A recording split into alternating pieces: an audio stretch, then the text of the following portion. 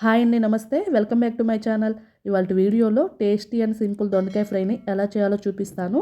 ఈ ఫ్రైని డైరెక్ట్గా రైస్లోకి ఎలాగైనా తీసుకోవచ్చు, లేదంటే సాంబార్ రసం లాంటివి చేసుకున్నప్పుడు సైడ్ డిష్గా అయినా తీసుకోవచ్చు. టేస్ట్ అయితే చాలా బాగుంటుంది. ఇంకా ప్రాసెస్ ఏంటో చూసేద్దాం. ముందుగా స్టవ్ ఆన్ చేసి ఒక ప్యాన్ పెట్టుకోవాలి. దీనిలోకి 1/2 టేబుల్ స్పూన్ ఆయిల్ వేసుకొని 1/4 కప్పు పల్లీలను కూడా వేసుకోవాలి. అలాగే కొంచెం కరివేపాకును ఇలా శుభ్రంగా కడిగి వేసుకొని వీటిని ఫ్రై చేసుకోవాలి. ఫ్లేమ్ని లోలోనే ఉంచుకొని ఫ్రై చేసుకోవాలి. ఇప్పుడు 1/2 టేబుల్ స్పూను జీలకర్రను కూడా వేసుకొని ఫ్రై చేసుకోవాలి.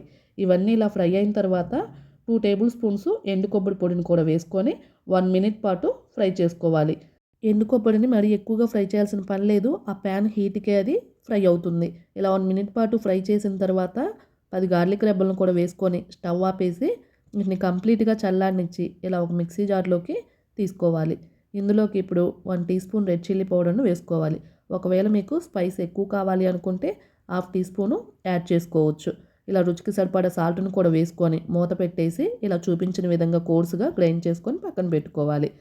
ఇప్పుడు స్టవ్ పైన అదే ప్యాన్ పెట్టుకొని 2 to 3 టేబుల్ స్పూన్స్ ఆయిల్ వేసుకోవాలి. ఇది ఫ్రై కదండి, ఆయిల్ కొంచెం ఎక్కువగానే పడుతుంది.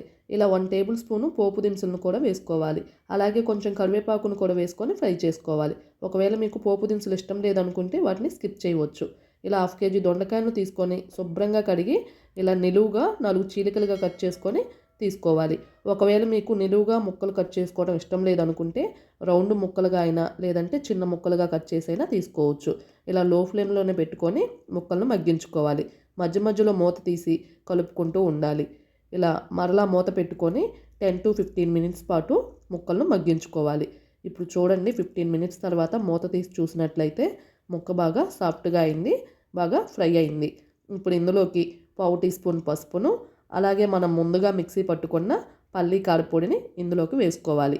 ఫ్లేమ్ని లోలోనే ఉంచుకొని మొత్తం అంతా బాగా కలుపుకోవాలి. ముక్కలకు ఈ పల్లీ పొడి బాగా పట్టే విధంగా ఇలా 5 నిమిషాల పాటు కలుపుకుంటూ ఫ్రై చేసుకోవాలి. ఇప్పుడు ఫైనల్గా స్టవ్ ఆపేసి ఇలా ఒక సర్వింగ్ బౌల్లోకి సర్వ్ అవుట్ చేసుకోవడమే. ఎంతో టేస్టీగా సింపుల్గా దొండకాయ ఫ్రై రెడీ అయిపోయింది. ఈ ఫ్రైని మనం డైరెక్ట్గా రైస్లోకి ఇలాగైనా తీసుకోవచ్చు, లేదంటే సాంబార్ రసం లాంటివి చేసుకున్నప్పుడు సైడ్ డిష్గా అయినా తీసుకోవచ్చు. టేస్ట్ అయితే సూపర్గా ఉంటుంది. మీరు కూడా ఈ దొండకాయ ఫ్రైని ఒకసారి ట్రై చేసి ఎలా వచ్చిందో కామెంట్ బాక్స్లో మీ ఫీడ్బ్యాక్ని తెలియచేయండి. మీకు ఈ వీడియో నచ్చితే లైక్ చేయండి. అలాగే మీ ఫ్రెండ్స్కి, రిలేటివ్స్కి షేర్ చేయండి. పక్కనే ఉన్న బెల్ ఐకాన్ని సబ్స్క్రైబ్ చేసుకోండి. Thank you for watching.